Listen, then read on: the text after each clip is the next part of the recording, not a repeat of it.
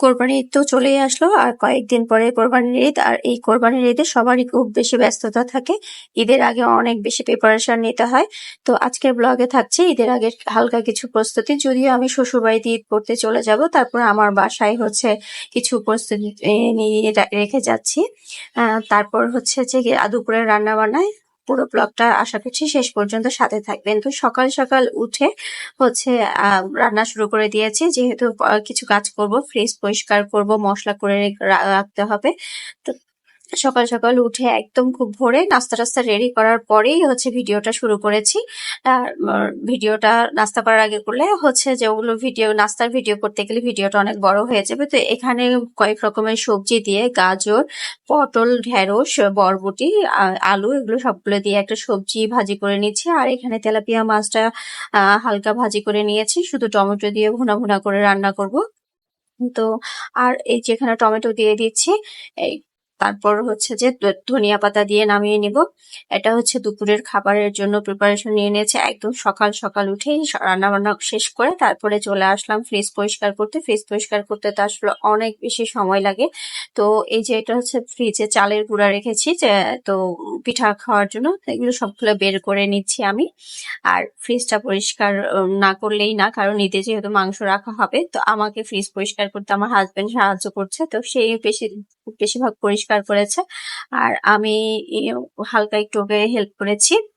আর এই যে আমি যখন কাজ করতে যাই, আমার দুই বাবুই তো প্রচন্ড রকমের দুষ্টুমি বেড়ে যায়।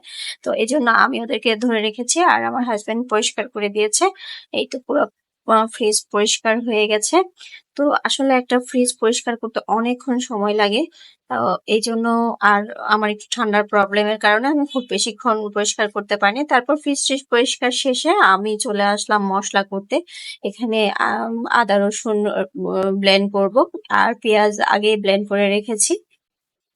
তারপর যাওয়ার আগে কিছু পেঁয়াজ কেটে রেখে যাব। তো এই পেঁয়াজ টিয়াজ গুলো সবগুলো আমার হেল্পিং হ্যান্ড খালা মানে কেটে দিয়ে গেছে।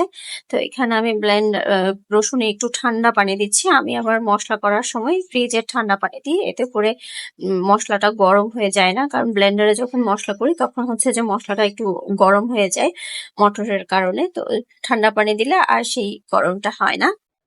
তো এই তো একে একে সব মশলাগুলো ব্লেন্ড করে নিচ্ছি, রসুনের পর আদা ব্লেন্ড করে নিচ্ছি। তা আসলে ঈদের আগে অনেক বেশি প্রস্তুতি। আর আমি কিন্তু শ্বশুর বাড়িতে ঈদ করবো, আর আমার বাসায় যেহেতু তেমন থাকা হবে না, তাই আমার ঝামেলাটাও কম।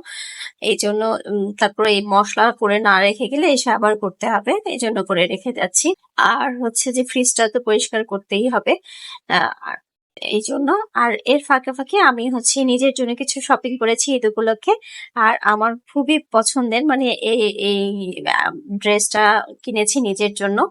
তো এটা একটা অনলাইন পেজ থেকে কিনেছি। তো আপনারা কেউ যদি অনলাইন পেজের নাম জানতে চান, আমি কমেন্ট বক্সে মেনশন করে দিব। আর এটা কিন্তু কোনো প্রমোশনাল ভিডিও না, এটা আমি সম্পূর্ণ নিজের ইয়েতে কিনেছি। আমার আবার বাটিকের প্রতি একটা ফ্যাসিনেশন আছে, আমি ভীষণ পছন্দ করি বাটিক। আর এই লিপস্টিকটার কথা কি বলবো, অনলাইনে দেখে পুরা প্রেমে পড়ে গেছি। লিপস্টিকটা শুধুমাত্র ভিতরে একটা গোলাপ ফুল আছে, মানে একটা ফুল আছে, এই ফুলটার জন্যই এই লিপস্টিকটা। তো খুব ভালো লেগেছে। তো আমি একসাথে অনেকগুলো কিনে নিয়েছি, আসলে গিফটও করবো আর নিজের জন্য রাখবো। তো আমার বোনদেরকে, আমার যাদেরকে সবাইকে দিব। তো আজকের ভিডিওটা এখানে শেষ করছি। আল্লাহ হাফেজ।